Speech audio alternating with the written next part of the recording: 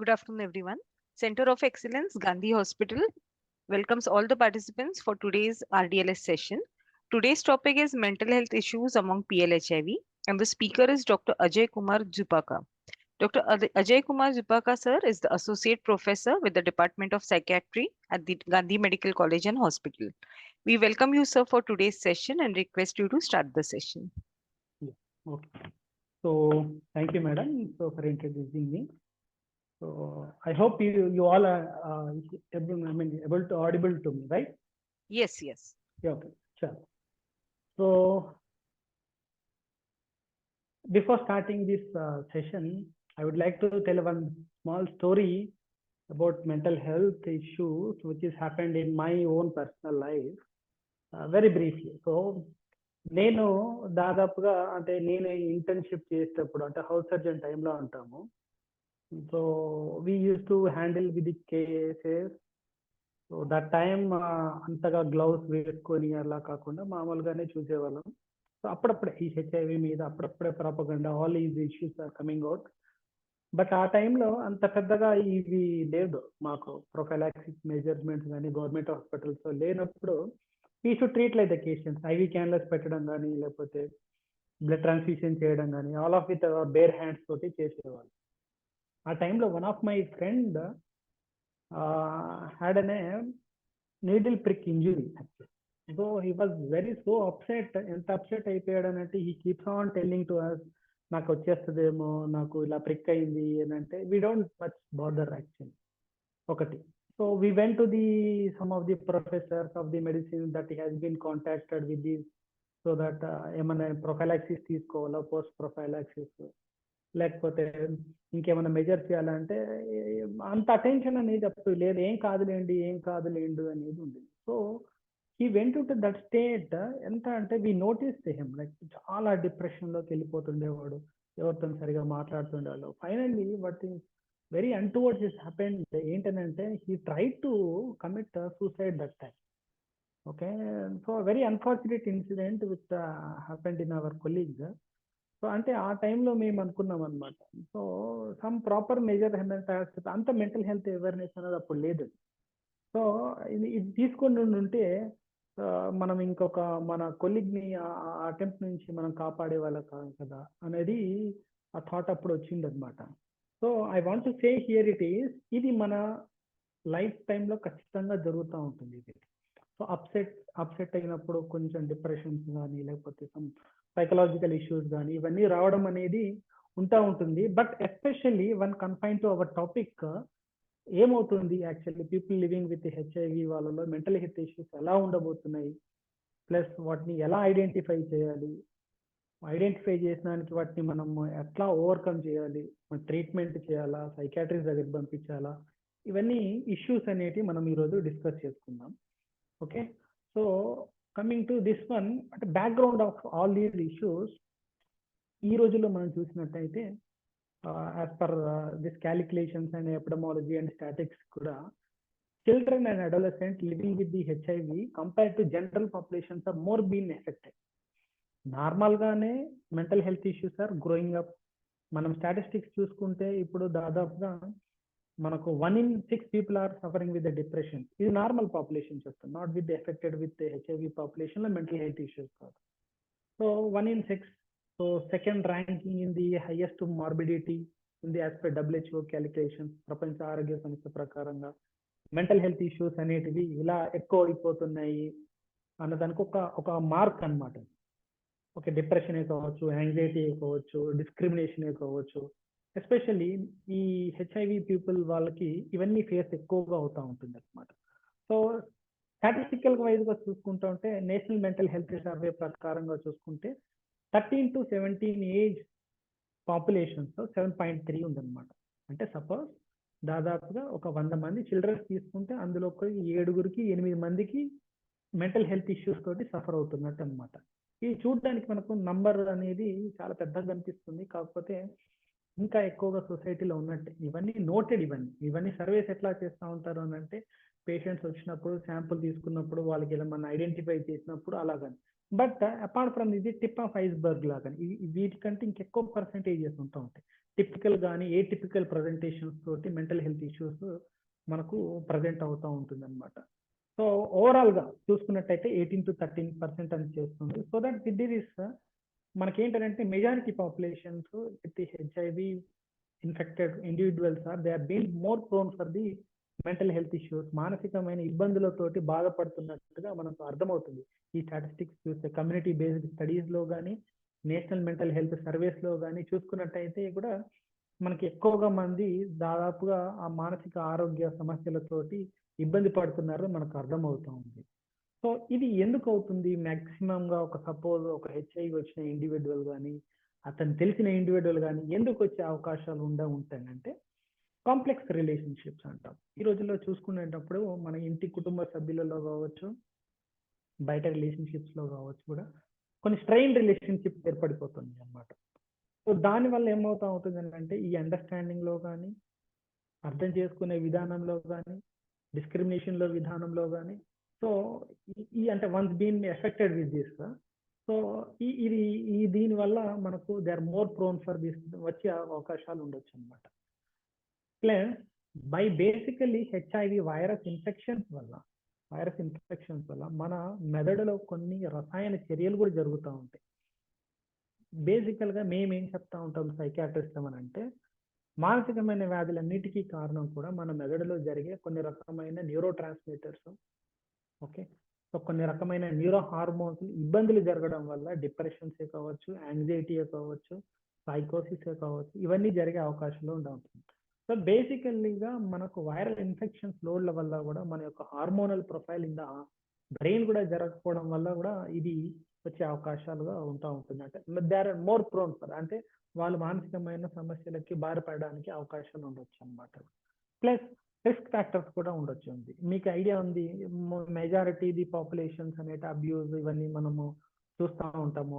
With the needle, ఈ drug abusers లో heroin కావచ్చు, కొకైన్ కావచ్చు, ఇవన్నీ కూడా ఐవి అబ్యూజర్స్ ఉంటారు. సో వాళ్ళ దాంట్లో కూడా అంటే యూజువల్గా they are more prone for this mental health issues అన్నట్టు. అంటే డ్రగ్ అబ్యూజ్ అనేది ఆల్కహాల్ డిపెండెన్స్ కావచ్చు, లేకపోతే సబ్స్టెన్స్ అబ్యూజ్ కావచ్చు, సబ్స్టెన్స్ డిపెండెన్స్ కాదు కూడా, ఇది కూడా మానసికమైన వ్యాధి లాగానే మేము పరిగణిస్తూ ఉంటాం అన్నమాట. సో కొన్ని రసాయనాల మార్పులు అనేది కారణానికి ట్రిప్టోఫాన్ డిలీషన్స్ ఇట్లాంటి కొన్ని కారణాలు అవుతూ ఉంటాయి. Chronic inflammation in the brain structures, ఇప్పుడు ఆపర్చునిటిక్ ఇన్ఫెక్షన్స్ వల్ల కూడా అంటే ఎక్కువగా ఇన్ఫెక్షన్స్ వస్తూ ఉంటాయి. ఇప్పుడు ఏఆర్టీ సపోజ్ ఒక 1 person has been diagnosed with the HIV positive ఉన్న తర్వాత అతనికి ఆపర్చునిటిక్ ఇన్ఫెక్షన్ వస్తూ ఉంటుంది బేసికల్గా. దానివల్ల ఎక్కువగా కూడా డల్ అయిపోవడము, వాటి గురించి ఎక్కువగా ఆలోచించడము, దానివల్ల కూడా మనకు మానసికమైన ఇబ్బందులు అనేవి ఎక్కువగా వచ్చేస్తూ ఉంటుంది. అండ్ రోల్ ఆఫ్ ఏఆర్టీ కూడా ఆబ్వియస్లీ కొన్ని డ్రగ్ ఇంటరాక్షన్స్ వల్ల, కొన్ని మందుల వల్ల కూడా మనకు ఈ సైకలాజికల్ ఇష్యూస్ వచ్చే అవకాశాలు ఉన్నాయని ఇది మనం చూడొచ్చు అనమాట. సేమ్ అవి కూడా ఇక్కడ రిపీట్ చేయడం జరిగింది కూడా, స్టిగ్మా కావచ్చు, డిస్క్రిమినేషన్ కావచ్చు, కొన్ని సైకలాజికల్ స్ట్రెస్సర్స్ వల్ల కూడా మనకు మానసికమైన ఇబ్బందులు వచ్చే అవకాశం ఉన్నది చెప్తా ఉంటున్నాను. సో దీనికి కారణాలు ఇవి అయ్యి ఉంటే బేసికల్గా అసలు ఏమేమి అవుతా ఉంటాయి, సైకాట్రిక్ ఇల్నెస్ లో ఏమేమి వచ్చే అవకాశాలు ఉంటాయి. 1 person is affected with the positivity, ఏమొచ్చే అవకాశాలు ఉన్నాయి అని అంటే they are more prone for the substance abuse. వచ్చిన తర్వాత వాళ్ళకి వ్యసనంలో అలవాటు చేయడానికి అవకాశం ఉంటుంది. అది మెజారిటీగా చూసుకున్నట్టయితే 40 to 74% of the people are having this dependence pattern కావచ్చు, అబ్యూస్ కావచ్చు ఉంటుంది. రెండవది అంటే కృంగుబాటు, డిప్రెషన్ 20 to 50% వరకు ఉండగలుగునట్టుగా చెప్తుంది. బైపోలార్ డిజార్డర్ అని అంటాము, అదొక రకమైన మూడ్ డిజార్డర్. మనిషి యొక్క భావాలు అనేటివి కూడా ఒకసారి ఎక్కువగా ఉండడము, తక్కువగా ఉండడం, ఒకసారి హైపోమేనియా, మేనియా అంటూ ఉంటాము, దాని తర్వాత డిప్రెషన్ అంటాము. ఇలా 2 రకాలుగా లేకపోతే ఒక రకంగా మూడ్ స్వింగ్స్ గా ఉండడాన్ని బైపోలార్ డిజార్డర్ అనొచ్చు. ఇట్లాంటివి వచ్చే అవకాశాలు కూడా ఉంటా ఉంటాయి. రెండోటి అంటే యాంగ్జైటీ డిజార్డర్. యాంగ్జైటీ అనేది మనందరికీ ఉంటుంది, కానీ డిజార్డర్ అనేది ఎప్పుడంటే మన చేసే పనులలో చాలా ఎక్కువగా ఇబ్బంది పడుతున్నారు. మెజారిటీ ఆఫ్ 30% మన డే టు డే లైఫ్ లో మన యాంగ్జైటీ అనేది ఎక్కువగా ఇబ్బంది పడుతుంది అంటే we use to call it as anxiety disorder. అది 2 to 4%, 40% వరకు ఇది నోట్ అవుతున్నట్టుగా చెప్తుంది. నిద్ర సమస్యలు కూడా, ప్లస్ PTSD అంటాం. PTSD అని అంటే పోస్ట్ ట్రామాటిక్ స్ట్రెస్ డిజార్డర్. అంటే మామూలుగా అయితే యుద్ధంలో ఫైట్ చేసినప్పుడు కానీ, లేకపోతే ఎవరైనా రేప్ విక్టిమ్ కానీ, ఇలాంటి అనుకోని సంఘటనకు గురైనప్పుడు వాళ్ళకు ఆ సంఘటన తాలూకు మెమోరీస్ అనేటివి మన మెదడులో అలాగే ఉంటాయి. సో దానివల్ల అనవసరమైన భయాలు, ఆ ఫ్లాషింగ్ ఆఫ్ ది మెమోరీస్ అంటాం, కళ్ళ ముందులో అలాగే తిరుగుతున్నట్టుగా అనిపించడము, ఇవన్నీ కూడా మానసికమైన వ్యాధులుగా వస్తూ ఉంటుంది. సో ఇప్పుడు suppose when they have been told that మీకు HIV పాజిటివ్ ఉంది అని చెప్పడం వల్ల ఏమవుతా ఉంటుంది అంటే ఆ ఫ్లాషెస్ ఆఫ్ ది మెమరీ కావచ్చు, సో ఆయన రావడానికి గల కారణమైనది ఊహించుకోవడం కావచ్చు, అలా రావడం వల్ల కావచ్చు కూడా PTSD సమస్యలు అనేటివి కూడా ఉండొచ్చు. డిమెన్షియా, మతిమరుపు వ్యాధులు అంటూ ఉంటాము. సో ఇట్ ఇస్ ఇంట్రాక్షన్, ఆ ఇంట్రాక్షన్స్ కొన్ని న్యూరో హార్మోన్స్, మన మందులు, వాటి వల్ల కూడా డిమెన్షియా, కాగ్నేటివ్ డిష్యూస్ అనేది కూడా వచ్చే అవకాశాలు ఉంటుంది. సైకోసిస్ అని అంటే మనకు డెల్యూషన్స్, హాలిసినేషన్స్, అబ్నార్మల్ బిహేవియర్ ఉంటే వాటిని సైకోసిస్ అంటూ ఉంటాం.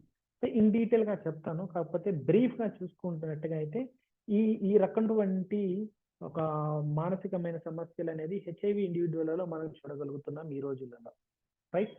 So some psychological reactions to the diagnosis, ఇది ఇమ్మీడియట్ గా మనం అందరూ గ్రహించాల్సి వస్తూ ఉంటుంది. ఇది ఎలాగా అని అంటే రియల్ గా అంటే యాంటిసిపేటెడ్ లాస్ అంటే మనకు తెలిసిపోతూ ఉంటుంది అనమాట. ఇప్పుడు ఒకసారి మనకు దే హావ్ బీన్ డయాగ్నోస్డ్, లేకపోతే మీ దగ్గరకు వస్తూ ఉంటారు, వాళ్ళ డౌట్ తోటి టెస్ట్ చేయించుకుంటారు, పాజిటివ్ అని తెలిసిన తర్వాత ఇవన్నీ రియాక్షన్స్ వస్తూ ఉంటాయి. ఒక గిల్టే కావచ్చు, షాకే కావచ్చు, ప్యానిక్ అవ్వడం కావచ్చు, కోపాలే కావచ్చు, అంగీకరించలేని తత్వాలే కావచ్చు, ఇవన్నీ కూడా ఒక రకమైన మానసికమైన హావభావాలన్నీ చేంజ్ అయిపోయేసి వ్యాధులుగా కూడా మారడానికి అవకాశం ఉంటుంది. For example acute stress reaction అంటే అప్పుడప్పుడే ఒత్తిడి వస్తూ ఉంటుంది, అప్పుడప్పుడే ఇరిటబిలిటీ అయిపోతూ ఉంటాడు, కోపం వస్తూ ఉంటుంది, భయపడిపోతూ ఉంటాడు, ఒక రకమైన కూడా కృంగుబాటులోకి వెళ్ళిపోతూ ఉంటాడు, ఎందుకు నేను ఇంకా వేస్ట్గా అన్నట్టుగా ఫీలింగ్ వల్ల వస్తూ ఉంటుంది.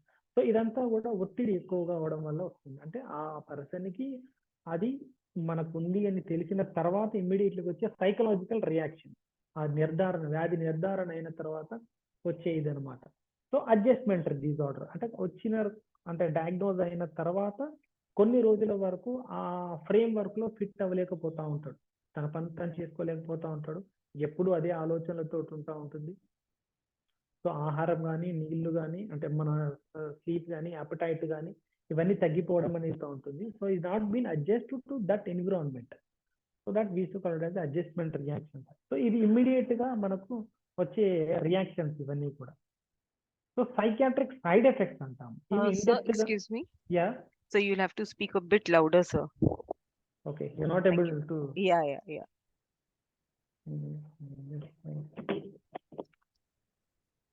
Initial it was fine. Yeah. Okay. Hello. Now it is okay. You'll have to be closer to the mic, sir.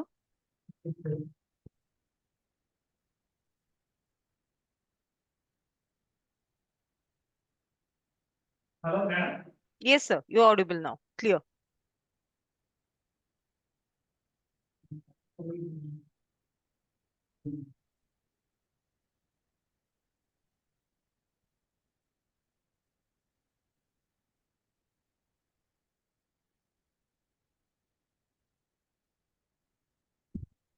So you can continue.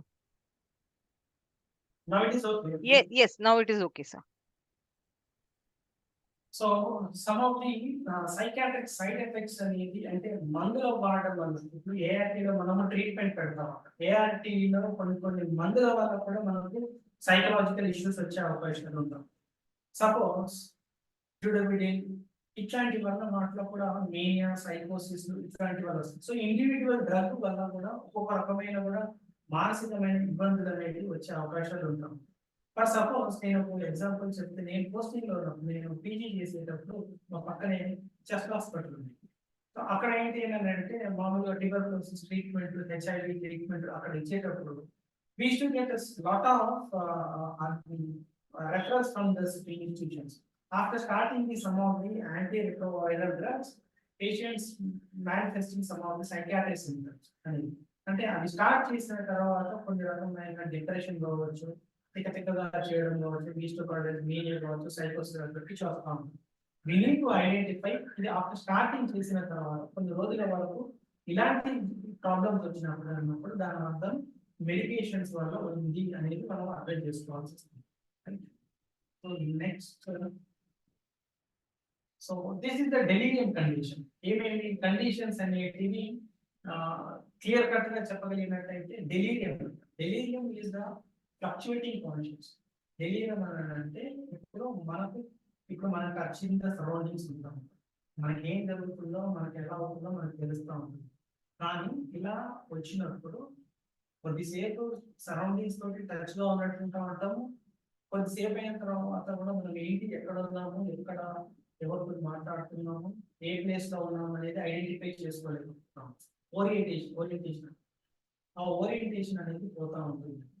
So ఇట్లా హెచ్ఐవి రిలేటెడ్ డెలీరియం అనేది హైయెస్ట్ గా ఈ మోర్టాలిటీ అనేది మనం చూసుకుంటాము. సో దీనికి main గా కారణం ఏంటి అని అంటే మెదడులో జరిగే రసాయనమైన చర్యలు అన్నమాట. సో హెచ్ఐవి రిలేటెడ్ దానికోసం అని ఏటిపికల్ యాంటీసైకోటిక్స్ అనేది వాడితే కొంచెం బెటర్ గా అయ్యే అవకాశాలు ఉంటాయి. So coming to the HIV associated neuro cognitive disorders, ఇంతకుముందు మనం డిస్కస్ చేసినట్టుగా డిమెన్షియా అంటాం. డిమెన్షియా లాంటి సమస్యలు, డిమెన్షియా అంటే మతిమరుపు. మామూలుగా అయితే మన మెదడులో కొన్ని రకమైన పదార్థాలు ఉంటుంటాయి, గ్రే మ్యాటర్, వైట్ మ్యాటర్ అనేది ఉంటాం.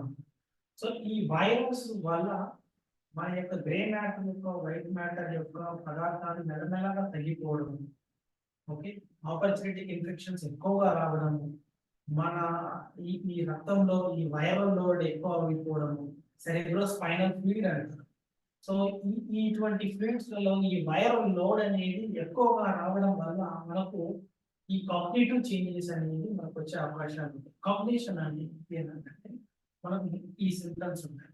ముందుగా మనకు మతిమరుపు, ఫర్గెట్ఫుల్నెస్ కావచ్చు, మెంటల్ స్టోరింగ్ కావచ్చు, చేసే పని విధానాలలో స్లోగా అయిపోవడం, కానీ అటెన్షన్ కాన్సన్ట్రేషన్ అనేది లేకపోవడం, శ్రద్ధ ఆసక్తి అనేది లేకపోవడం, ఇంతకుముందు నేను నేర్చుకునే విషయాలు అనేవి కూడా అది సరిగా పర్ఫామ్ చేయలేకపోవడం, ఎగ్జిక్యూటివ్ ఫంక్షన్స్ అంటారు.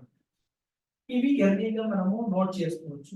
దాని తర్వాత చూసుకున్నట్టయితే లేట్ కాంప్లికేషన్స్ ఎలా ఉంటాయి, మెమొరీ ఇంపైర్మెంట్, ట్రెమర్స్ కావచ్చు, అటాక్సియా కావచ్చు, రెస్ట్లెస్నెస్ సిండ్రోమ్ కావచ్చు. అంటే ఇవన్నీ కూడా న్యూరలాజికల్ సైన్స్ అన్నమాట. సో నాడీ వ్యవస్థను ఎక్కువగా ప్రభావితం చేసే సమస్యలు వస్తూ ఉంటాయి. మాట పడిపోవడం నుంచి మొదలు పెడితే నడవడిక కావచ్చు, చేతులు వణికిపోవడం కావచ్చు. సో ఇవన్నీ కూడా లేట్ గా వస్తూ ఉంటాయి. దాంతో పాటు కొన్ని బిహేవియరల్ సింప్టమ్స్ వస్తూ ఉంటాయి. మానసికమైన వ్యాధులాగా డిప్రెషన్, నిద్ర లేకపోవడము, విపరీతమైన కోపాలు రావడము, సో ఇబ్బందిగా వింత ప్రవర్తనలు అనేటివి కూడా ఈ కాంబినేషన్, అంటే మనిషి యొక్క ఆలోచన విధానాలు అనేవి పోయినప్పుడు మనకు ఇటువంటి సమస్యలు అనేవి చూస్తూ ఉంటాయి. వీటి మనం కొన్ని సిటీ స్కాన్, ఎంఆర్ఐలు లాంటి కొన్ని బ్యాటరీస్ ఉన్నాయి, వాటిని టెస్ట్ చేసుకొని మనము డయాగ్నోస్ చేయొచ్చు. సో దానికి సంబంధించిన కొన్ని రకమైన మందులు ఉంటా ఉంటాయి, యాంటీ డిప్రెసెంట్స్ కావచ్చు, మేము డిమెన్షియాకి సంబంధించిన మందులే కావచ్చు, ఇలాంటి మందులు పెట్టడం వల్ల కొంచెం రికవర్ అయ్యే అవకాశాలు ఉంటాం. So coming to the most important thing it is depression. So depression normal గానే చెప్పినట్టుగా నార్మల్ పాపులేషన్ లోనే ఉంది, కానీ ఇంకా హెచ్ఐవి రిలేటెడ్ గా ఉన్న పీపుల్లో డిప్రెషన్ అనేది 4 నుంచి 40% ఉంటుంది.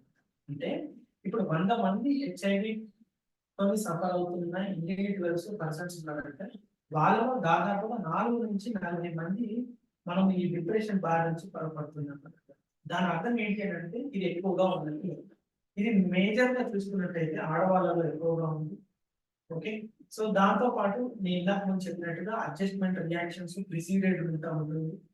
ఓకే, సో దీనికి రిస్క్ ఫ్యాక్టర్ ఏమై ఉండొచ్చు అని అంటే impact on behaviour, increased drug use and exacerbation of self-destructive behavior and poor partner chances. HIV వచ్చిన తర్వాత మన పార్ట్నర్ నుంచి కానీ సపోర్ట్ లేకపోతే, మన కుటుంబ సభ్యుల నుంచి సపోర్ట్ లేకపోతే, దాంతో పాటు ఈ మద్యం కానీ లేకపోతే వేరే వ్యసనాలు అనేది ఎక్కువగా అయిపోవడం వల్ల కూడా మనలో ఉన్న మెదడులో ఉండే హార్మోన్లకు ఇంటర్ఫిరెన్స్ రావడం వల్ల మనకు డిప్రెషన్ వచ్చే అవకాశం ఉంటుంది. సో సేమ్ అది. సో ఇది ఎలా పోతా ఉంటుంది అని అంటే మన మెదడులో జరిగే ఒక రసమైన చర్యలు అని చెప్పాను కదా, దాని వల్ల మనకు వచ్చే డిప్రెషన్ అవకాశం ఉంటా ఉంటుంది. సో అవి ఏమవుతా ఉంటుంది, ఎట్లా ఉంటుంది అని అంటే మనకు ఈ స్లైడ్ నేను మళ్ళీ వస్తాను.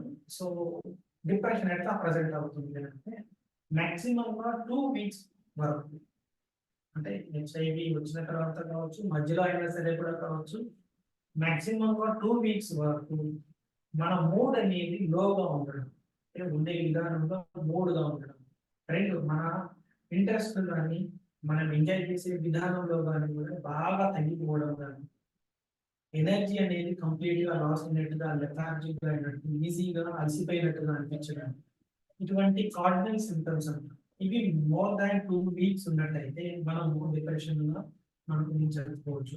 దాంతో పాటు ఇవన్నీ అసోసియేటెడ్ సింటమ్స్ అంటారు. ఇందులో కొన్ని 5 లక్షణాలు మోర్ దాన్ 2 వీక్స్ ఉన్నా సరే కూడా మనం డిప్రెషన్ అని చెప్పుకోవచ్చు. ఎలా అంటే సడన్ గా వెయిట్ లాస్ అయిపోవడం, నిద్ర లేకపోవడము, చేసే చేసే పనుల్లో బాగా వీక్ అయిపోవడం, అలసటగా ఉండడం, సో మన అటెన్షన్, శ్రద్ధ, ఆసక్తి అనేది తగ్గిపోవడం, ఎప్పుడు కూడా అదే ఆలోచనలు, చనిపోవాలన్న ఆలోచన ఉండడం, తన మీద కాన్ఫిడెన్స్ లేకపోవడం, ఇటువంటి లక్షణాలలో మేజర్ గా 5 లక్షణాలు మోర్ దాన్ 2 వీక్స్ లేదా ఇంతకుముందు చూపెట్టిన నేను మూడ్ కానీ ఇంట్రెస్ట్ కానీ ఈ 2 లక్షణాలలో ఏదైనా ఒకటి మోర్ దాన్ 2 వీక్స్ ఉంటే we can say it as a clinical depression. So ఈ clinical depression coming to this, ఈ క్లినికల్ డిప్రెషన్స్ రావడం వల్ల ఏమవుతా ఉంటుంది అంటే మైల్డ్, మోడరేట్, సివియర్, ఈ 3 పద్ధతులుగా చూసుకున్నట్టయితే ఈ సివియర్ డిప్రెషన్స్ లో రిస్క్ ఆఫ్ సూసైడ్ అనేది ఉంటుంది. మంచి సివియర్ డిప్రెషన్ లో వెళ్ళినప్పుడు మనిషికి చనిపోవడం వలన ఆలోచనలు వస్తూ ఉంటుంది. సో మనం ఇది ఐడెంటిఫై చేసి మైల్డ్ దశలోనే ఐడెంటిఫై చేసేసి ట్రీట్మెంట్ కానీ లేకపోతే కౌన్సిలింగ్ కానీ చేయడం వల్ల ఏమవుతుందంటే ఇవి నాట్ ల్యాండ్ సివియర్ కేసెస్. కొంతమందికి డైరెక్ట్ సివియర్ డిప్రెషన్స్ లో కూడా పడిపోయే అవకాశం ఉంటుంది. సో దాన్ని మనం ఐడెంటిఫై చేసుకొని మనము ట్రీట్మెంట్ చేయించాల్సి వస్తా ఉంటుంది. మేజర్ డిప్రెషన్ ఎందుకు పడిపోవడానికి కారణాలు ఉంటాం అంటే చాలా లాంగ్ కోర్స్ అనేది ట్రీట్మెంట్ అనేది మనం ఇవ్వాల్సి వస్తా ఉంటుంది. సో దానివల్ల డిసప్పాయింట్ అయ్యే అవకాశాలు ఉంటాయి. కొంతమందికి మందు వాడిన తర్వాత కూడా వైరల్ లోడ్ అనేది సరిగా అనేది ఎక్కువగా ఉండడము, CD4 కౌంట్స్ అనేవి పడిపోవడం, మళ్ళీ రిలాక్సెస్ రావడం, మళ్ళీ ఆపర్చునిటీ ఇన్ఫెక్షన్స్ ఎక్కువగా రావడం వల్ల డిప్రెషన్ వచ్చే లక్షణం ఉంది. ప్లస్ ఏమవుతా ఉంటుంది అంటే ట్రీట్మెంట్ అడహరెన్స్ అనేది, కొంతమంది మనకు అబ్జర్వ్ చేస్తే ట్రీట్మెంట్ అనేది కొన్ని రోజులు ఇనిషియల్ గా వాడతారు, తర్వాత వదిలేస్తూ ఉంటారు, మళ్ళీ అంత సరిగా లేకపోవడం వల్ల కూడా మనకి డిప్రెషన్ వచ్చే అవకాశాలు ఎక్కువగా ఉంది. సో ఇవన్నీ కూడా మనము కన్సిడర్ చేసుకొని ఆ పర్సన్ కి డిప్రెషన్ గా ఉన్నట్లయితే అప్పుడు మనము వాళ్ళని ఐడెంటిఫై చేసుకుని వైద్యం చేయించాల్సిన బాధ్యత మనలో ఉంటుంది. ఓకే, సో ఈ 3 సింటమ్స్ ఇంతకుముందు చెప్పినట్టుగా ఈ బైపోలార్ డిజార్డర్స్ లో కూడా ఈ డిప్రెషన్ ఉండొచ్చు, మేనియా సింటమ్స్ అంట. మేనియా సింటమ్స్ అంటే తను ఎక్కువగా ఊహించుకోవడం, ఎక్కువగా కోపంగా ఉండడం, అందరినీ తెలిసిన వాళ్ళతో తెలియని వాళ్ళతో మాట్లాడడం, నిద్ర అనేది సరిగా లేకపోవడం, అంటే అసలు ఎప్పుడు కూడా వేకుగా ఉన్నా సరే కూడా in spite of having this one ఆయన పడుకోడు, రోజంతా కూడా ఉన్నా సరే కూడా పడుకోడు. ఇటువంటి ప్రాబ్లమ్స్ వల్ల కూడా దాన్ని మేనియా అంటారు. మేనియా, డిప్రెషన్ రెండు ఉన్నట్లయితే మనము వాటిని బైపోలార్ డిజార్డర్స్ అనేటివి కూడా మనము చెప్పవచ్చు. So coming to the depression in children, ఇవి నేను ఇంతకుముందు మీకు ఫస్ట్ లైన్ లో చూపెట్టినట్లయితే majority of the HIV population childrens, adolescent age populations ఎక్కువగా బాధపడుతున్నారు మెంటల్ హెల్త్ ఇష్యూస్ అన్నమాట. అందులో చూసుకుంటే ఇది ఎక్కువగా ఉంది. ఏంటంటే స్కూల్ ఫోబియాస్. నార్మల్ గానే ఇప్పుడున్న జనరేషన్ కి స్కూల్ అంటే చాలా భయాలు ఎక్కువైపోయింది. ఇటువంటి పాపులేషన్స్ కి ఇంకా ఎక్కువగా ఉండదు. ఎలాగంటే స్కూల్కి అంటే వాడు సరిగా అటెండ్ కాదు, వెళ్ళినా అక్కడ సరిగా కాన్సన్ట్రేట్ అనేది చూడరు, అంటే పూర్ అకాడమిక్ పర్ఫార్మెన్స్ అనేది వస్తూ ఉంటుంది. ఎప్పుడు కూడా వాళ్ళకు అర్థమైన ఇన్సెక్యూరిటీ ఉండడం వల్ల పేరెంట్స్ తోటి ఎక్కువ టైం స్పెండ్ చేయడం, పేరెంట్స్ తోటి ప్రతిదాన్ని అంటుపెట్టుకుని ఉండడం అనేది చేస్తూ ఉంటుంది.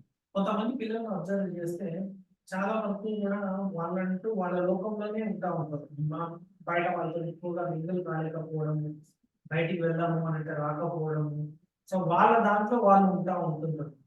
సో మనం ఏదైనా పలకరించడం కానీ ఏదైనా పనులు చెప్పినప్పుడు కానీ వాళ్ళు ఎక్కువగా కోపం చూపెట్టడము, ఎక్కువగా బాధపడడము, చిన్న అంత అవసరం లేకుండా కూడా ఎక్కువగా రెస్పాండ్ అవ్వడము, ఇటువంటి లక్షణాలలో పిల్లల్లో మనం గమనిస్తే ఇది మరి డిప్రెషన్ ఉందా లేదా అనేది మనం అంచనా వేసుకోవాల్సిన అవసరం ఉంది. సేమ్ అడలసెంట్ ఏజ్ గ్రూప్ లో కూడా, సో మధ్యస్థ కౌమార దశలో ఉన్న పిల్లలకు కూడా వీళ్ళు కొంచెం రిస్కీ పాపులేషన్స్. ఎట్లా అన్నట్టు ఆల్రెడీ హెచ్ఐవి ఉంది, సో డిప్రెషన్ ఉంది, so they are more prone for the substance abuse. ఎందుకంటే ఇవన్నీ మర్చిపోవడానికి మనకు రిక్రియేషన్ కావాలి. కాబట్టి మనము సబ్స్టెన్స్ ఆల్కహాల్ లేకపోతే ఇంకా ఏ విధమైన మత్తు పదార్థాలు తీసుకుంటే మనకి డిప్రెషన్ తగ్గుతూ ఉంటుంది. తద్వారా మనకు ఎన్ని రిలీఫ్ జరుగుతున్న ఒక రకమైన ఫాల్స్ యాటిట్యూడ్ అనేది వచ్చే అవకాశాలు ఉంటా ఉంటుంది. కాబట్టి ఈ పాపులేషన్ మనం ఎక్కువగా కాన్సన్ట్రేట్ చేయాల్సి వస్తుంది. రెండోది ఏంటంటే ఎక్కువగా మన ఈ రోజులో చూసుకున్నట్టయితే చిన్న చిన్న పిల్లలు దొంగతనాల నుంచి మొదలు పెడితే ఎక్కువ క్రైమ్ యాక్టివిటీలో ఇన్వాల్వ్ అవుతున్నారు. ఇది కూడా ఒక రకమైన మనిషి ఎప్పుడైతే బాగా కుంగిపోయినప్పుడు, సామాజిక స్పృహ లేనప్పుడు, అంటే మొరాలిటీ ఈజ్ లాస్ట్, అంటే మనం ఈ సంఘంలో ఉన్నప్పుడు ఈ పని చేయాలి, ఈ పని చేయాలని కొన్ని రెస్ట్రిక్షన్స్ ఉన్నాయి. అలా కాకుండా మనిషి తీవ్రమైన ఒత్తిడిలోకి వెళ్ళిపోయినప్పుడు, హెల్ప్లెస్నెస్ గా ఫీల్ అయినప్పుడు ఏమవుతా ఉంటుంది అంటే మనకు యాంటీ సోషల్ బిహేవియర్ అనేది వచ్చే అవకాశాలు ఉంటా ఉంటుంది. సో వాడు ఇష్టం ఉన్నట్టు వాడు చేస్తూ ఉంటాడు. ఏదైనా కూడా సామాజికంగా ఉండా కూడా ఏమైనా యాంటీ సోషల్ పనులు చేయడం, ఇవన్నీ కూడా చేసే అవకాశాలు ఉంటా ఉంటాయి. సో దీనికి మెజర్మెంట్ గా ఇది డిప్రెషన్ అనేది మనం గుర్తించాల్సి ఉంటుంది. సో ఓల్డ్ ఏజ్ లో కూడా, అంటే హెచ్ఐవి పీపుల్ ఓల్డ్ ఏజ్ లో కూడా మనకు వచ్చే సింటమ్స్ కూడా ఉంటా ఉంటాయి. సో వీళ్ళలో ఎక్కువగా ఏమవుతా ఉంటుందంటే వృద్ధాప్య దశలో ఎక్కువగా మామూలుగా ఇవి సింటమ్స్ కనబడదు మనకి. ఎందుకంటే ఓల్డ్ ఏజ్ పాపులేషన్స్ లో మనం పెద్దగా వాళ్ళకి ఏంటి అవసరాలు, వాళ్ళకి ఎటువంటి పద్ధతులు, వాళ్ళకు ఏమి సమస్యలు అనేది ఎక్కువగా మనం మన లైఫ్ వల్ల పట్టించుకోవడం అనేది జరగట్లేదు. కాబట్టి వీళ్ళకి ఏమవుతా ఉంటుంది, ఆల్వేస్ ఎప్పుడు ఆ డిప్రెషన్ అనేది కంటిన్యూ అవుతుంది. ఎస్పెషల్లీ దాంతో పాటు ఇటువంటి హెచ్ఐవి ఇన్ఫెక్షన్స్ ఉండడం వల్ల కూడా ఇంకా డిప్రెషన్ డొమైన్ అనేది ఎక్కువ అవ్వడము, వాళ్ళలో మేజర్ గా చనిపోయే అవకాశాలు, అంటే చనిపోతే సూసైడ్ చేసుకుంటే అయిపోతే అనే అవకాశాలు కూడా ఎక్కువగా ఉంటుంది. సో మనం ఏం చేయాలి, ఇది ఎన్నప్పుడు రిస్క్ ఫ్యాక్టర్ గా మనం చూసుకున్నట్లయితే హెచ్ఐవి పీపుల్ వాళ్ళ ఫ్రెండ్స్ ఎవరో ఒకరు చనిపోయారు. సో వాడికి ఇంటెన్షన్ ఉంటా ఉంటుంది, మా ఫ్రెండ్ కూడా చేసుకున్నాడు, సో నేను కూడా చేసుకునే అవకాశాలు ఉన్నాయి. ఓకే, సో రిలాక్స్ రావడం అనేది ప్లస్ ఇటువంటి డిఫరెంట్ సోషల్ ఇష్యూస్ అంట. అంటే ఇప్పుడు మామూలుగా సంఘంలో సరిగా వాళ్ళు కలవలేకపోతా ఉంటారు, మ్యారేజ్ ఇష్యూస్ లోనే కావచ్చు, కొన్ని ఇన్సల్ట్ అనేది జరుగుతూ ఉంటుంది, వాడిని కొంచెం డిస్క్రిమినేట్ చేయడం, ఇటువంటి కండిషన్స్ లో కూడా బాగా డిసప్పాయింట్ అయినప్పుడు మనుషులు ఏమవుతా ఉంటుంది అంటే చనిపోయే అవకాశం. ఇది సీరియస్. ఇది మనకు డిప్రెషన్ వరకు మనకు మ్యారేజ్ చేయగలిగితే సరైనగా ఐడెంటిఫై చేయలేకపోతే మనిషి చనిపోయే అవకాశాలు ఎక్కువగా ఉంటాయి. ఆత్మహత్య ప్రయత్నాలు అనేవి కూడా చేసుకోవడానికి ఉంటుంది. దాంతో పాటు ఇవి మేజర్ గా తేలికగా ఫిజియలాజికల్ గా వచ్చే డిమెన్షియా, డెలీరియం అనే ఎమర్జెన్సీ కండిషన్స్ వల్ల కూడా హెచ్ఐవి రిలేటెడ్ సూసైడల్ అటెంప్ట్స్ అనేటివి జరుగుతూ ఉంటుంది. సో ఇవి మనము ఎప్పుడుగా మనం ఆత్మహత్య ముందు హెచ్చరిక సంకేతాల నుంచి, red flag science, warning signs of the suicide అని చెప్పుకోవచ్చు. ఎలాగంటే ఒక పర్సన్ ఉన్నాడు, మామూలుగానే ఇది హెచ్ఐవి అని కాదు, మామూలుగా అయినా సరే కూడా ఎవరైనా కూడా తనలో తను ఎక్కువగా ఉంటున్నాడు బాగా, అంటే సమాజానికి దూరంగా, ఆయన చిన్న నడవడికి ఇంతకుముందు చక్కగా అందరితో కలిసిపోయి ఉండేవాడు, ఇప్పుడు ఎందుకో డల్ అయిపోయాడు, ఎవరితో ఇక్కడ ఇన్వాల్వ్ అవ్వట్లేదు అని అంటే మనము ఒక సంకేతాలాగా చూసుకోవాలి. When the person is better. రెండవది, ఎప్పుడు కూడా నెగిటివ్ థాట్స్ గురించి, నెగిటివ్ మాటల గురించి, లైఫ్ గురించి మాట్లాడుతూ ఉంటారు. ఎట్లా అనంటే చనిపోవాలి, hello hello hello each part. Yes, sir, you are audible. So ఈ నెగిటివ్ థాట్స్ అన్నట్టు జీవితం ఎందుకు ఇంకా చనిపోదాం అనే డిస్కషన్స్ తోటి ఆయన అందరితో డిస్కస్ చేస్తూ ఉంటాడు. అంటే చనిపోతే బాగుండు అని అనిపిస్తుంది, ఎందుకు ఈ లైఫ్ అనేది, ఆయన యొక్క విషెస్ ని ఎక్స్ప్రెస్ చేయడానికి ప్రయత్నం చేస్తూ ఉంటాడు. సో ఇలా ఉంటున్నప్పుడు కూడా మనము అది సింపుల్ గా తీసుకోవడానికి లేదు. అది when ever the person expressing is intent, అది అన్నప్పుడు మనము దాన్ని ఈజీగా తీసుకోవడానికి ఉండదు. సో మనము దాన్ని ఇది ట్రీట్మెంటా లేకపోతే మనం ఏం చేయాలని ఇంటర్వెన్షన్ అనేది ఆలోచించాల్సి వస్తాం. ఓకే, సో కొంతమంది ఎలా ఉంటుంటారంటే they make arrangements for others. అంటే సపోజ్ ఇప్పుడు మా హస్బెండ్ ఉన్నాడు, సో నేను ఇప్పుడు ఇంకా నేను చనిపోబోతున్నాను, సో బట్ నా ఆస్తి వివరాలు ఇవన్నీ కూడా నా భార్య పేరు మీద రాయాలి, వాళ్ళ పేరు మీద రాయాలి. ఓకే, సో దాంతో వీలునామా ఎంత రాసేసుకోవాలి. ఆ వీలునామా కాకుండా ఇంకా లేకపోతే నాకు ఇలా ఇన్ని అప్పులు ఉన్నాయి, అన్ని అప్పులు ఉన్నాయి ఒక నోట్ చేయడము. సో ఆయన రెస్పాన్సిబిలిటీస్ కావచ్చు, ఆయన విషయస్ కావచ్చు, నేను చేయాల్సిన పని కూడా ఇవన్నీ కూడా ఇప్పుడు అవసరం లేదు యాక్చువల్గా, అయినా సరే కూడా హడావిడిగా చేయడము ఇవన్నీ అంటే it's indication for this is trying to end his life అన్నది అర్థం అవుతుంది. Talk about others living without them, అంటే ఇప్పుడు ఇంత ముందు అయిన వాళ్ళు ఉంటే బాగుండు, వాళ్ళు లేరు కాబట్టి నాకు కూడా అలాగే అనిపిస్తూ ఉంటుంది. వాళ్ళ గురించి చనిపోయిన వాళ్ళ ఎక్కువ గురించి మాట్లాడడం ఇవన్నీ కూడా మాట్లాడుతూ ఉంటుంది. కొన్ని మనం గెస్చర్ చూస్తూ ఉంటాం. ఎట్లాగంటే ఇంకా కొన్ని సామాన్లు తీసుకొని రావడం, లేకపోతే బయటికి ఒక ఐడియల్ గా నడుచుకుంటూ వెళ్ళేసి చూస్తూ ఉంటాం. మన ఊర్లో చూసినట్టయితే వాడు ఎందుకు అక్కడ రైలు పట్టాల దగ్గర తిరుగుతున్నాడు, బావి దగ్గర తిరుగుతున్నాడు, చెరువు దగ్గర తిరుగుతున్నాడు. So these are the gestures ఇవన్నీ కూడా. అంటే ఏలోగా ఉన్నప్పుడు what which is trying for that, అలాగా చేస్తున్నాడు అన్నప్పుడు మనము ఇవన్నీ కూడా సింపుల్ గా వదిలేయకూడదు. మీకు నేను ఎగ్జాంపుల్ గా చూపెట్టినట్టయితే, ఫస్ట్ ఎగ్జాంపుల్ చూపినట్టయితే అది రెడ్ ఫ్లాగ్ సైన్స్. మా ఫ్రెండ్ ఇప్పుడు దాదాపు కొన్ని నెలల నుంచి ఆయన చాలా యాంగ్జైటీగా అవుతుంది, నేను చాలా డల్ గా ఉన్నాను, నేను సఫర్ అవుతున్నాను, సో నాకు ఇంట్రాక్షన్స్ అనేది తగ్గిపోతుంది, వాడు ఉండే విధానాలు అనేది తగ్గిపోతుంది, ఈజ్ ఎక్స్ప్రెసింగ్ అన్నప్పుడు ఏముంది అన్నట్టుగా మనము ఒక డీవియేషన్ లో ఉన్నప్పుడు ఏమవుతా ఉంది అని అంటే ఇట్లాంటి పనులు అయ్యే అవకాశం ఉంది కదా. సో అలా జరిగిందండి. సో ఇంక్రీజ్ సబ్స్టెన్స్ అబ్యూజ్ అనేది జరుగుతుంది. ఎప్పుడు తాగని వ్యక్తి విపరీతంగా తాగడం, ఆల్రెడీ తాగిన వ్యక్తి ఉంటే ఇంకా అదర్ సబ్స్టెన్సెస్ తాగడం. ఎందుకంటే నేను ఎట్లా చనిపోతున్నాను కాబట్టి ఇంకా నేను ఎంజాయ్ చేస్తాను, లేకపోతే నాకు ఇది నయం కాదు అన్న బాధతో సరే ఇలాగైనా కూడా ఈ వ్యసనాలు అనేది ఇంకా ఎక్కువగా చేసుకోవడం అనేది చేస్తాం. ఇవి చూసినట్లయితే సోషల్ గా, ఫైనాన్షియల్ గా, ఎమోషనల్ గా మనకి ఇటువంటి సంకేతాలు అనేది కనబడతా ఉంటాయి. సో దట్ ఇటువంటి సంకేతాలు కన్నప్పుడు మనిషి డిప్రెషన్ కంటే ఎక్కువగా ఉన్నాడు, సివియర్ డిప్రెషన్ లో ఉన్నాడు, కాబట్టి దీనికి మనము వైద్యం చేయించాలన్నట్టుగా మనం చూసుకుంటూ ఉండాలి. మాక్సిమం గా ఏం పెడతా ఉంటాం అంటే మందులు పెడతా ఉంటాము, యాంటీ డిప్రెసెంట్స్ పెడతా ఉంటాము, కొన్ని కౌన్సిలింగ్ థెరపీలు, కొన్ని యోగాలు, మెడిటేషన్స్ అంటే కొంచెం తగ్గిన తర్వాత ఇవన్నీ చేయడం అనేది ట్రీట్మెంట్ చేస్తా ఉంటాం. సో సేమ్ ఇంతకుముందు అన్నట్టుగానే కూడా యాంటీ డిప్రెసెంట్స్ పెట్టినప్పుడు కొన్ని ఇంట్రాక్షన్స్ ఉండే అవకాశాలు ఉంటాయి, కానీ వెరీ వెరీ రేర్. ఎప్పుడైనా సైకాట్రిస్ట్ కానీ మెడికల్ ఆఫీసర్ కానీ పెట్టాలనుకున్నప్పుడు ఎసిటలోప్రాన్ కావచ్చు, సెటలిన్ కావచ్చు, ఇట్లాంటి యాంటీ డిప్రెసెంట్స్ పెట్టడం వల్ల సేఫెస్ట్ ఉంటుంది. మీ ట్రీట్మెంట్ కి ఏం ఇంటర్ఫియరెన్స్ కాదు, ఏఆర్టీకి కూడా దీనికి కూడా సైకలాజికల్ బట్టి కూడా ఈ అమెట్రిక్లిన్ కానీ లేకపోతే పైసైక్లిక్ యాంటీ డిప్రెసెంట్స్ వల్ల కొంతమందికి హార్ట్ ఇష్యూస్ గా ఉన్న వాళ్ళకి ఈజీ చేంజెస్ ఇచ్చే అవకాశాలు ఉంటాయి. కాబట్టి ట్రై టు అవాయిడ్ దిస్ అనేది నేను చెప్తాను. సో మనము ఇది బేసిక్ గా అది డేటా ఇంపార్టెంట్ థింగ్ ఏమంటే కౌన్సిలర్స్ మెయిన్ ఏ పేషెంట్ అయినా ఏఆర్టీ సెంటర్ కానీ లేదా మీ దగ్గరికి వచ్చినప్పుడు the person is being diagnosed with these or came to know about this one HIV అన్నప్పుడు ఈ PHQ అనేది ఒక క్వశ్చనర్ ఉంది. పేషెంట్ హెల్త్ క్వశ్చనర్ అనేది చాలా ఇంపార్టెంట్, వెరీ సింపుల్, ఒక 5 minutes కూడా పట్టదు. చూడండి, మనది ఎవరి పేషెంట్ కి చేయాలి. మనం ఎలా ఐడెంటిఫై చేయడం అంటే ఇంతవరకు మనం క్లాస్ వినొచ్చు, డిప్రెషన్ అంటే ఎట్లా ఉంటుంది అట్లా ఉంటుంది అని నేర్చుకున్నాం కాబట్టి కానీ స్ట్రక్చరల్ గా మనం దాన్ని ప్రాక్టీస్ లో చేయకపోతే మనం గుర్తుండదు ప్లస్ మనం డెలిట్ చేయడం వాళ్ళం. సో మనం వెరీ సింపుల్ గా 2 క్వశ్చన్ ఎక్కువ అవసరం ఉండదు, దాన్ని గ్రేడింగ్ చేసుకుంటే సరిపోతుంది. ఎప్పుడు మీ దగ్గర ఈ పర్ఫార్మ్ అనేది ఉన్నట్టయితే ఇంకా చాలా మంచిది.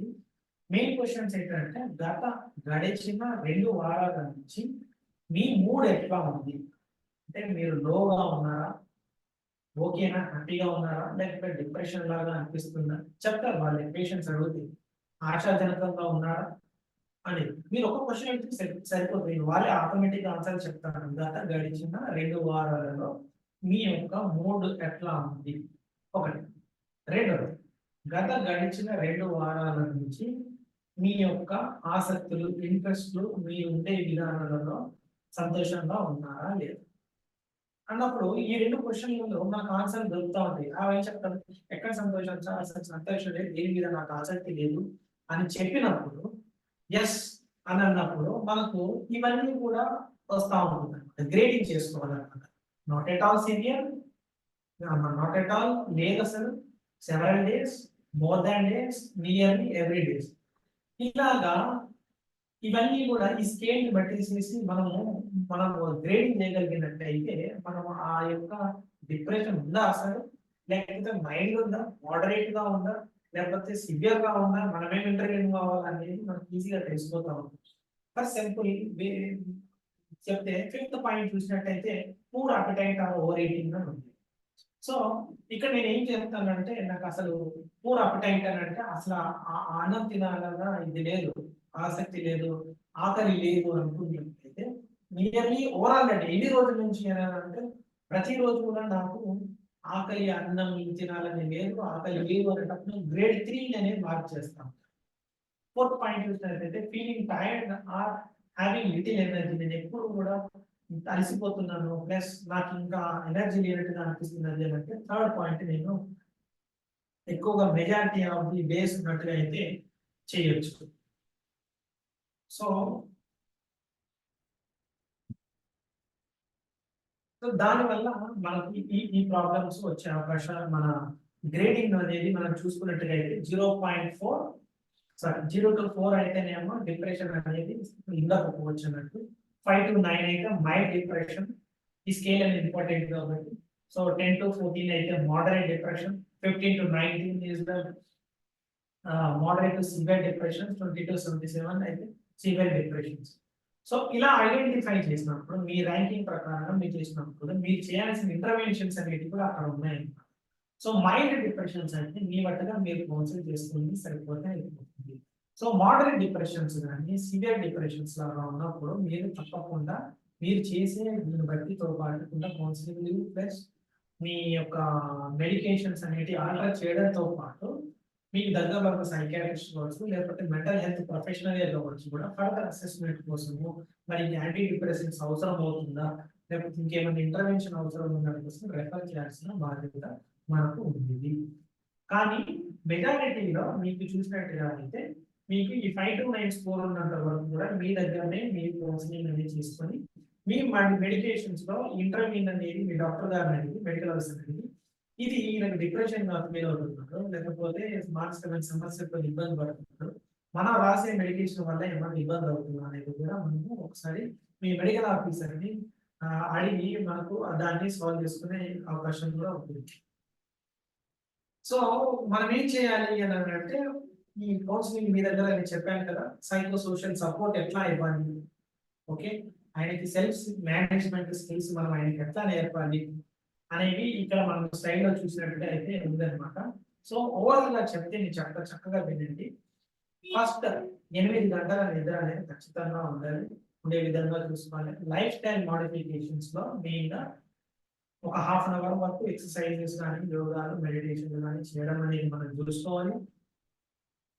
మూడోది, మీ యొక్క ప్రాబ్లమ్స్ లేకపోతే ఇట్లాంటి మోడ్ సింటమ్స్ కానీ లేకపోతే డిప్రెషన్ వచ్చిందంటే try to ventilate. Most of the times ఏంటంటే చెప్పుకోవడం వల్ల దాదాపుగా కొంచెము మనసు తేలిక అవుతుంది, ప్లస్ దాంట్లో ఇంటర్వెన్షన్ వస్తుంది. ఏమైనా మీరు ఇబ్బందిగా అనిపిస్తుంది అంటే పక్క వాడికి కూడా మనము వాడికి ఏమవుతుంది అని అంటే అవకాశం ఉంటుంది. కాబట్టి we need to try to ventilate the stressors for this.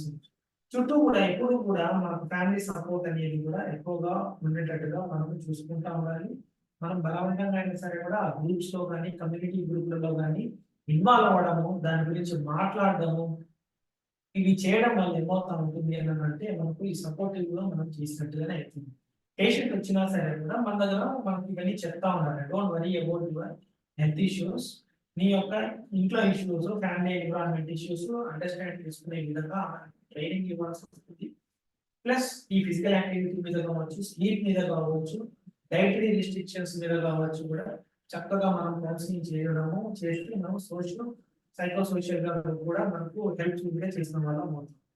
Coming to the second problem disease, మనం డిప్రెషన్ గురించి ఎక్కువగా మాట్లాడాము ఎందుకంటే మెజారిటీ అది ఎక్కువగా ఉంది. బైపోలార్ డిజార్డర్ అనేది ఇందాక చెప్పినట్టు డిప్రెషన్స్ ప్లస్ డిప్రెషన్ కావచ్చు, మీనియా కావచ్చు, ఈ రెండు కూడా ఎక్కువగా ఎపిసోడిక్ గా వచ్చే ప్రాబ్లం అని నేను చెప్తున్నానండి. సో దీనికి ఎట్లా ఉంటుంది అని అంటే మా మోస్ట్ స్టెబిలైజర్స్ కావచ్చు, కొన్ని యాంటీ సైకోటిక్స్ కావడం పెట్టడం వల్ల కూడా ఇది బెటర్ గా అయ్యే అవకాశాలు ఉంటుంది.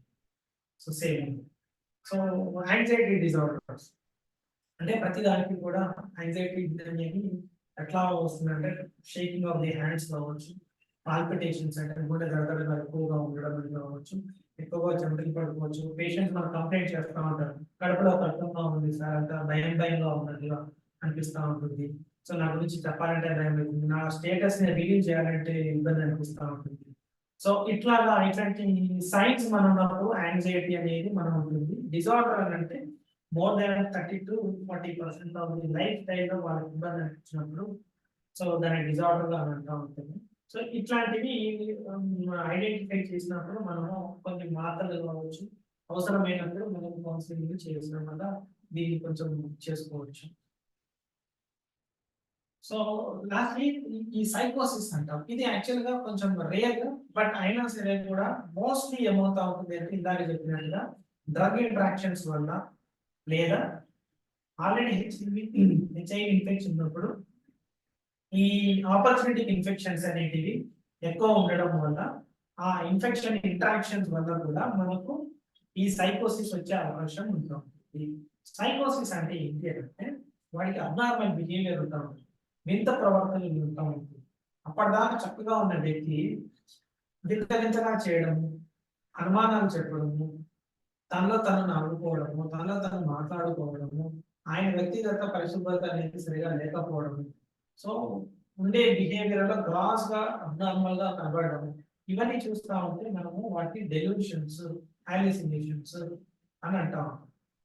సో సడన్ గా చెప్తా ఉంటాడు, నాకు ఏదో చెప్పటి చేస్తున్నారు, లేకపోతే అందరు నాకు ట్రైన్ టు ప్రొటెక్ట్ మీ, ఇట్లాంటివి చెప్తా ఉంటారు. దాన్ని కూడా మనం సైకోసిస్ ఇంతవరకు ఇప్పుడు లేదు కదా, ఇప్పుడు అబ్నార్మల్ బిహేవియర్ ఏంటంటే మాక్సిమం గా మనకు వచ్చే ఈ infections, opportunity infection interfering with your brain activity అవడం వల్ల అయ్యే అవకాశం ఉంది. లేదా మనం పెట్టే మెడికేషన్స్ వల్ల కొన్ని సందర్భాల్లో ఈ ఇంట్రాక్షన్స్ వల్ల మనకు సైకోటిక్ ఇచ్చే అవకాశం ఉంటుంది. సో అందువల్ల మనము యాంటీ సైకోటిక్స్ పెట్టడం చేస్తూ ఉంటారు. సో సబ్స్టెన్స్ యూస్ నేను ఇందాక చెప్పినట్టుగానే ఈ హెచ్ఐవి ఇండివిజువల్లో they are more prone for the substance abuses. చూసినట్టే ఆల్కహాల్ కావచ్చు, కెనాబిస్ కావచ్చు, ఓపియాయిడ్స్ కావచ్చు, ఆంఫెటమిన్స్ కావచ్చు, కోకైన్స్ కావచ్చు, ఇవన్నీ కూడా ఎక్కువగా మనం ఈ రీసెంట్ జనాలలో ఎక్కువ చూస్తుంటాం. యాక్చువల్ గా స్టార్ట్ అయ్యేది ఫస్ట్ అప్లై కూడా ఉండొచ్చు, ఐవి అబ్యూజర్స్ ఉండడము, దానివల్ల హెచ్ఐవి రావడము, అది అలాగే కంటిన్యూ చేస్తూ మళ్ళీ సబ్స్టెన్స్ అబ్యూజ్ అనేది కంటిన్యూ చేయడం అనేది కూడా వచ్చే అవకాశాలు ఉంటా ఉంటాయి. సో వీటికి కూడా ట్రీట్మెంట్ అనేది కూడా మనకు ఏఆర్టీతో పాటు మనకు ఓహెచ్సి సెంటర్స్ కావచ్చు, కొన్ని డ్రగ్ ట్రీట్మెంట్ సెంటర్స్ అనేవి కూడా ఉన్నాయి. వీటికి డీటాక్సిఫికేషన్ చేసి యాంటీ క్రేవింగ్ మెడికేషన్స్ రాయడం అనేది చేస్తూ ఉంటాం. డీటాక్సిఫైయింగ్ సెంటర్స్ కూడా ఉంటాయి. సో రిలేషన్షిప్స్ ని కూడా మనం ఇంపేర్మెంట్, మన రిలేషన్షిప్స్ ని కూడా మనం మెరుగు చేయాల్సిన పని ఉంటా ఉంటుంది అనమాట. ఎందుకంటే దీస్ ఆర్ ది మేజర్ గా ఇంపాక్ట్ అవుతా ఉంటుంది అనమాట. సపోజ్ ఒక పర్సన్ ఈజ్ హెచ్ఐవికి డయాగ్నోస్ అయ్యాను అనుకోండి, నాది అయిపోయింది కదా, నేను ఇంకా నా జీవితం ఎలాగో లాస్ అయిపోయింది, సో నేను ఇంకా అందరికి ఇన్ఫెక్ట్ చేస్తాను, లేకపోతే I will do the all the activities so that నన్ను ఆపేయబడి. So we to call it as high risk behaviours. సో ఇంకా ఎక్కువగా మనము హై రిస్క్ బిహేవియర్ చేయడం వల్ల కూడా మన యొక్క మెంటల్ హెల్త్ ఖరాబ్ అవుతుంది, ప్లస్ మన యొక్క ఈ హెచ్ఐవి వైరల్ లోడ్ అనేది కూడా ఎక్కువగా అవుతుంది. సో స్పెషల్ పాపులేషన్స్ లో కూడా మనము కొన్ని జాగ్రత్తలు చూసుకోవాల్సి వస్తుంది. ఉమెన్ కావచ్చు, చిల్డ్రన్ కావచ్చు, అడల్ట్స్ కావచ్చు, పేరెంట్స్ స్టేటస్ కావచ్చు. సో ఇవన్నీ చూసుకున్నట్టయితే కూడా warning signs indicating the mental health condition in children and adolescent. Adolescent అనే కాదు, మన అడల్ట్స్ లో కూడా మనకు మానసికమైన లక్షణాలు ఉన్నాయా లేవా అనే దానికి ఆ క్వశ్చనీర్ తో పాటు, ఆ క్వశ్చనీర్ అనేది డిప్రెషన్ ని మనం చూసినట్టయితే ఇవి బీటా లక్షణాలు కూడా ఉన్నాయా లేవా అనేది మనము చూసుకోవచ్చు. ఎట్లాగా పర్సిస్టెంట్ సాడ్నెస్ అని అంటే గడిచిన కొన్ని రోజుల నుంచి లేదా మోర్ దాన్ 2 వీక్స్ నుంచి ఎక్కువగా బాధగా అనిపిస్తుందా, తను ఇంటరాక్షన్స్ లో ఇబ్బంది పడుతున్నాడా, అంటే కమ్యూనికేషన్స్ లోనే కావచ్చు, ఉద్యోగ విధానంలో చేసుకుంటున్నాడా, లేదా తను గాయపరుచుకుంటున్నాడా, తను చనిపోతే బాగుండు అనే ఆలోచన వస్తున్నాయా. ఓకే, వచ్చినా సరే కూడా జనాలతో ఎక్కువగా మాట్లాడుతున్నాడు, ఆలోచనలు చనిపోవాలి అన్నది. లేకపోతే ఎక్కువగా చిన్నదానికి ఇంతకు చక్కగా ఉండేవాడు ఎక్కువగా కోపడుతున్నాడు, ఎక్స్ట్రీమ్ అవుట్ బర్స్ట్ అవుతున్నాడు, అసలు అక్కడ అవసరం లేదు ఎక్కువగా మనం అవుట్ బర్స్ట్ అవుతున్నాడు అని అవుతుందా. లేకపోతే మనం ఉండే విధానంలో మూడ్ ఒకసారి ఇరిటబుల్ మూడ్ ఉంటుంది, సరే లో మూడ్ అవుతుంది, ఇది ఆయన బిహేవియర్ లో చేంజ్ అనేది మనం ఈజీగా అబ్జర్వ్ చేస్తూ ఉంటాం. ప్లస్ తినే అలవాట్లలో కూడా, పడుకునే అలవాట్లలో కూడా డిఫరెన్స్ అనేది మనం గమనిస్తూ ఉంటాం. నిద్ర లేకపోవడము, లేదా ఎక్కువగా నిద్రపోవడము, లేదా బరువు తగ్గిపోవడం, లేదా అసలు బరువు అనేది చాలా విపరీతంగా పెరగడం. సో తరచుగా హెడేక్స్ చూపడము, అబ్డామినల్ పెయిన్ అని చూపెట్టడం, నాకు అటెన్షన్ లేదు, కాన్సన్ట్రేషన్ లేదు, శ్రద్ధ లేదు, ఆసక్తి లేదు అనేది చదువు కానీ లేకపోతే ఉండే వర్క్ లో కానీ ఇంపైర్మెంట్ అనేది చేసినప్పుడు ఇవన్నీ కూడా మనము లక్షణాలు ఇవన్నీ అడిగినప్పుడు గాను ఇవన్నీ ఉన్నప్పుడు ఈ హెచ్ఐవి ఇండివిజువల్ ఏదైనా మానసికమైన సమస్యతోటి బాధపడుతున్నాడు అనేది మనము మినిమంగా చెప్పగలుగుతున్నాము. సో వచ్చినప్పుడు మనము దానికి సంబంధించినది క్వశ్చనియర్ కావచ్చు, లేకపోతే మాట్లాడితే అది ఏంటి డయాగ్నోజ్ అనేది మనకు సరిగా అర్థం అవుతూ ఉంటుంది. దాంతో పాటు tips for the mental health and wellbeing అన్నప్పుడు వీళ్ళకి మనకు ఏం చేయాలని అంటే నీ యొక్క ట్రీట్మెంట్ అనేది చక్కగా మనం అనేది కంటిన్యూ చేయమని చెప్పాలి. నీ థెరపీ కావచ్చు, లేకపోతే మనకు సైకాట్రిస్ట్ హెల్ప్ కావచ్చు, మెంటల్ హెల్త్ ప్రొఫెషనల్స్ కావచ్చు, been diagnosed with some other psychiatric issues, వాళ్ళు మెడిటేషన్ రాసినప్పుడు కానీ ప్లస్ వాళ్ళ యొక్క కౌన్సిలింగ్ థెరపీస్ చక్కగా ఫాలో అవుతుండాలనే ట్రీట్మెంట్ లో ఉండాలన్నట్టుగా మనం చెప్పాలి. And regular conversation about mental health is more important. ఎందుకంటే వాళ్ళు కొంచెం భయపడతా ఉంటారు, కొంచెంగా వాళ్ళు చెప్పుకోవడానికి ఇబ్బంది పడినప్పుడు ఎలా ఉన్నారు మీరు, మీ ఇంట్లో ఎట్లా ఉంది, మీరు ఎట్లా ఉంది, మీ మానసిక ఆరోగ్యం ఎట్లా ఉంది, మీ ఆలోచన విధానాలు ఎట్లా ఉంది, నిద్ర సరిగా పడుతుందా, ఆహారం సరిగా తీసుకుంటున్నారా, మీరు యాక్టివ్ గా ఉండగలుగుతున్నారా, ఇట్లాంటి కొన్ని క్వశ్చన్స్ అనేటివి మానసిక ఆరోగ్యం గురించి అడిగినప్పుడు వాళ్ళు రెగ్యులర్ గా చెప్తే వాళ్ళు తగ్గిందా తగ్గలేదా అనేది చెప్పడం వల్ల ఏమవుతుందంటే మనం మెయింటెనెన్స్ చేసుకుంటా ఉంటుంది. And discuss the always about the drug abuse and use in the patients of the HIV. ఎందుకు అంటే వీళ్ళు మోర్ ప్రోన్ ఫర్ అని చెప్పాను కదా, ఎప్పుడు కూడా ఇంట్రాక్షన్స్ వల్ల హెచ్ఐవికి problem, at the same time mental health issues కి వైస్ వర్సా అనేది ప్రాబ్లం. కాబట్టి ఇటువంటి అనవసరమైన మత పదార్థాలు కావచ్చు, వ్యసనాలకు కావచ్చు ఎక్కువగా దారి పోకూడదు అనేది మనం చెప్పగలుగుతాం. వాళ్ళతో టైప్ కాకుండా జనరల్ గా ఏం చేయాలంటే సరిగా నిద్రపోవడము, సరిగా బ్యాలెన్స్ డైట్ గా తీసుకోవడం, చక్కగా 3 పూటలు ప్రోటీన్ ఫుడ్ అనేది చక్కగా తీసుకోవడం, ప్లస్ మీ యొక్క ఎన్విరాన్మెంట్ అనేది కూడా సోషల్ సపోర్టివ్ సిస్టమ్ లో ఉండేటట్టుగా చూసుకోవడము, లేకపోతే ఇన్వాల్వ్ అవ్వడము అనేది చేయడము. ఈ మధ్యలో ఎక్కువ అయిపోయింది స్క్రీన్ టైమ్స్ వల్ల కూడా మన యొక్క న్యూరో హార్మోన్స్, మన యొక్క కార్టికల్ మ్యాటర్ ఇబ్బందులు పడే స్టడీస్ ఉన్నాయి. కాబట్టి సాధ్యమైనంత వరకు మొబైల్ కానీ టీవీలు కానీ పరిమితి కంటే ఎక్కువగా అవుతుంది, చక్కగా దాన్ని తగ్గించడం అనేది చేస్తే మనకు మానసికమైన ఇబ్బందులు అనేటివి కొంచెం తగ్గే అవకాశం ఉంటుంది. So this is my conclusions. ఏంటి అంటే psychiatric issues are very common in people living with HIV. Depression కావచ్చు, బైపోలార్ కావచ్చు, డిమెన్షియా అనేది కావచ్చు, లేకపోతే సబ్స్టెన్స్ అబ్యూస్ కావచ్చు, సైకోసిస్ కావచ్చు. ఇప్పుడు చెప్పిన వ్యాధిలో ఇన్ని రకమైన వ్యాధులు కూడా పర్సన్ అక్యూట్ స్ట్రెస్ రియాక్షన్ కావచ్చు, అడ్జస్ట్మెంట్ డిజార్డర్స్ కావచ్చు, ఇవన్నీ కూడా హెచ్ఐవి ఇన్ఫెక్ట్ అయినప్పుడు పర్సన్ కి వచ్చే అవకాశాలుగా ఉన్నాయి. మీరు మన స్టాటిస్టికల్ గా వైజ్ గా చూసినప్పుడు కూడా చాలా ఎక్కువగా కనబడుతున్నాయి. So that we need to take the attention of the mental health issues. మన దగ్గర పేషెంట్ వచ్చినప్పుడు వాడికి apart from the treatment counselling మనం మెంటల్ హెల్త్ ఇష్యూస్ కూడా చక్కగా అడగాల్సిందే, రైట్? అండ్ కంట్రిబ్యూటింగ్ ఫ్యాక్టర్స్ ఏమున్నాయి అని అంటే మనం చూపెట్టాం కదా, వాళ్ళ యొక్క డిస్క్రిమినేషన్ కావచ్చు, వాళ్ళ యొక్క న్యూరో హార్మోనల్ రెస్పాన్సెస్ కావచ్చు, డ్రగ్ ఇంటరాక్షన్స్ కావచ్చు, ఇవన్నీ కూడా మానసికమైన ఇబ్బందులు వచ్చే అవకాశం ఉంటుంది. సో బ్యారియర్ టు ట్రీట్మెంట్, కొంతమంది ఏంటో ఉంటుందంటే హెచ్ఐవి వచ్చినా సరే కూడా, లేకపోతే మానసికమైన ఇబ్బందులు అయినా సరే కూడా, వాళ్ళ మానసికమైన వచ్చినా సరే కూడా వైద్యానికి కొంచెం అంగీకారంగా ఉండదు. సో ఆ అంగీకారం ఉండకపోవడానికి కారణం మళ్ళీ అదే ఆల్కహాల్ కావచ్చు, ఇంట్లో సోషల్ సపోర్ట్ సిస్టమ్ అనేది సరిగా లేనప్పుడు, ప్లస్ ఒక రకమైన స్టిగ్మా టువర్డ్స్ సైకాట్రీ అంట.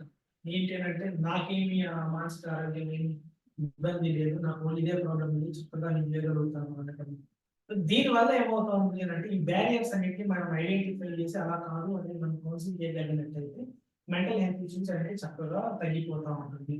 మెంటల్ హెల్త్ స్క్రీనింగ్ అనేది కూడా ఇంపార్టెంట్. నేను మీకు టూల్ మాత్రమే ఇచ్చాను, నేను ఏంటంటే ఒక స్కేల్ మాత్రమే చూపెట్టాను. అలా ప్రతి దానికి చాలా స్కేల్స్ ఉంటా ఉంటాయి. సో ఇనీషియల్ గా మనం పెద్ద ఒక టోల్ పాయింట్ అది చూసినట్టుగా అయితే ఇందులో ఉన్న పాసిబిలిటీలో మీకు కనీసం కొన్ని దొరికినా సరే కూడా ఆ స్క్రీనింగ్ లో మనకు కొన్ని అయినా కూడా ఆ grading of the mental health issues తోటి మనము దగ్గరలో ఉన్న మెంటల్ హెల్త్ ప్రొఫెషన్ ని మనము రెఫర్ చేయవచ్చు. Okay, so at the same time ఏంటంటే యాక్చువల్ గా కూడా they have been included, mental health services have been integrated ఉంది మీ ఐటీ సెంటర్స్ లో కావచ్చు. చాలా మా ఓఎస్టీ సెంటర్లో అయినా సరే కూడా ఈ కౌన్సిలర్స్ ని పెట్టారు. సో ఇంకా స్ట్రెంథెన్ చేయాల్సిన అవసరం ఉంది కాబట్టి, so interacting with the integrating with the psychiatry department, so that ఏమవుతుంది అంటే మెంటల్ హెల్త్ ఇష్యూస్ ని పీపుల్ విత్ హెచ్ఐవి వాళ్ళకి చక్కగా మనం సాల్వ్ చేసే అవకాశాలు ఉంటాయని it's my wish. Okay, so with this I want to conclude my presentations. Any doubts or any suggestions, you please welcome. Okay. Thank you so much, sir. Any questions from the participants on this topic? Would anybody like to share their experiences?